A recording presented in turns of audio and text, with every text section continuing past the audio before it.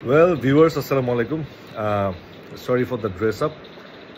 আমি আপনারা দেখতেই পাচ্ছেন আমার ক্যাপশনে লেখা আছে রিভিউ অফ দ্য মুভি বরবাদ। ভাই, আমার রিভিউ দিলেও কি না দিলেও কি, আপনারা যারা বরবাদ দেখতে চাইবেন তারা ডেফিনেটলি বরবাদে যাবেন। বিকজ বাংলা সিনেমার মান, বিশেষ করে বিগত অনেকগুলো বছর ধরে যে অবস্থায় ছিল, গত 5-7 বছরে অনেক অনেক অনেক উন্নতি করেছে। এবং তার সাথে ধরে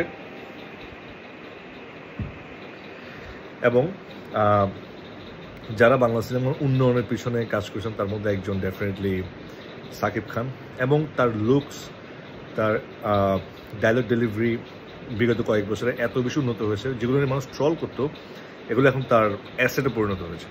সো যে মুভিটার কথা বলছিলাম, Borbaad, first of all look wise মুভিটা আমি বলবো 10/8।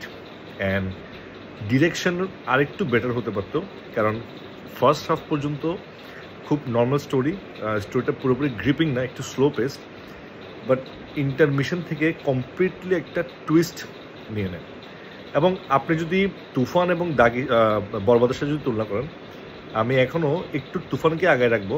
বাট বরবাদে বেশ কিছু সিন আছে যেগুলা কমেন্ডেবল, মানে টিল ডেট বাংলাদেশ সিনেমায় কমেন্ডেবল সিন, বাট কয়েকটা সিন। ওভারঅল মুভি বললে আমি ডেফিনেটলি তুফানকে আগে রাখবো বরবাদ থেকে। বাট আমি যদি সাকিব খানকে বলতে হয়, কনসিডারিং এটা মাসালা অ্যাকশন ফিল্ম, 10-এ 9, ডেফিনেটলি 10-এ 9। তার লুক, তার অ্যাকশন, তার ডেলিভারি।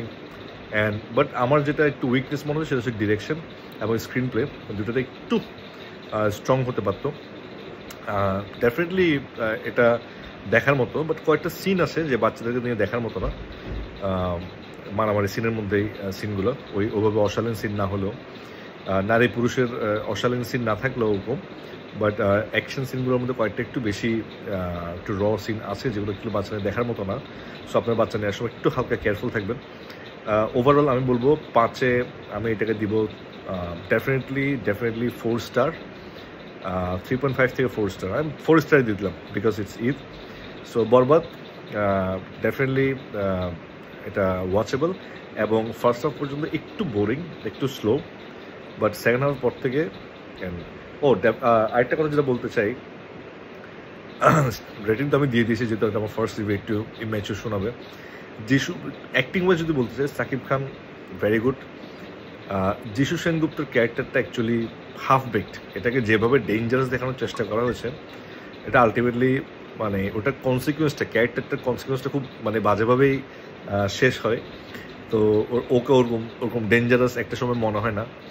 আর বাকি যে একটু দুষ্টু কুকুলি যে ছেলেটা মারা গেছিলো, ওই ছেলেটাকে এখানে নেওয়া হয়েছে, ওর অ্যাক্টিং ভালো। তারপরে নায়িকা ইদিকা পল, সাকিব খানের গ্ল্যামারের সামনে অ্যাকচুয়ালি নায়িকার থেকে নায়ককে সুন্দর মনে হচ্ছিল। ইদিকা পলের জন্য যে সাকিব খান পাগল, ওরকম সুন্দর ইদিকা পল না, ওকে অ্যাকচুয়ালি ওরকম সুন্দর লাগে নাই। সো এখানে একটা বেটার নায়িকা নিতে পারতো, এটা আমার অবজারভেশন। আর বাকি ওখানের মধ্যে যারা সাকিব খানের বাবার চরিত্র থেকে শুরু করে যারা অভিনয় করেছেন, খুব ভালোই অভিনয় করেছেন। যার ক্যারেক্টার আর্টিস্টগুলো, যে বাবু, তারপরে অন্যান্য ক্যারেক্টারিস্টিকগুলো, জিল্লু যে সাকিব খান অ্যাসিস্ট্যান্ট, মানে তার স্ক্রিন প্রেজেন্সটা বেশ ভালোই মানিয়েছে, সে তার রোলটা কনভিন্সিংলি করেছে। সো এখানে যেটা আমার অবজারভেশন ছিল, মানে উইকনেসটা লাগছিল যিশু সেনগুপ্তের ক্যারেক্টারে, যেটা মেইন ভিলেন ক্যারেক্টার হিসেবে দেখানো হয়েছিল, ওইটাই আমার কাছে উইকনেস মনে হচ্ছে। আর ডিরেকশন আর স্ক্রিন প্লে।